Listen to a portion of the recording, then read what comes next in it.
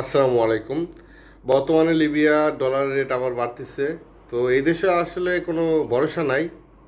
যদি দেখি যে টাকা রেট বাড়তেছে, একটু স্বপ্ন দেখি যে সামনে মনে হয় দিন ভালো হইতেছে, তার পরের দিনই দেখবেন যে শালার ডলার আবার দাম বেড়ে যেতেছে।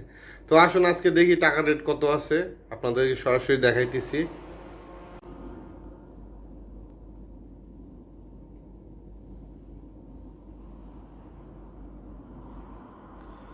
তো আজকে টাকা রেট আছে 14 টাকা 85 পয়সা।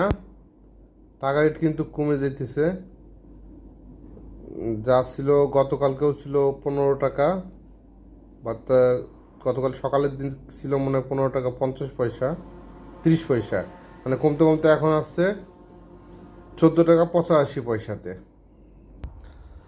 তো আসলে ভাই এদেশে কি বলবো ভাই, 2 দিন আগে একটা ভিডিও করছিলাম যে টাকা রেট বাড়তেছে, ইনশাল্লাহ টাকা রেট হয়তো বা আগের মতো 17-18 টাকা বা 20 টাকা হয়ে যাবে।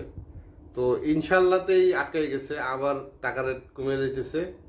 তবে আশা রাখেন, যেহেতু ডলার সবাই পাইতেছে বা লিবিয়ায় বলে দিন ভালো হইতেছে, আগামী দিনে ইনশাল্লাহ ভালো হইতে পারে। তো সবাই ভালো থাকবেন, ধন্যবাদ।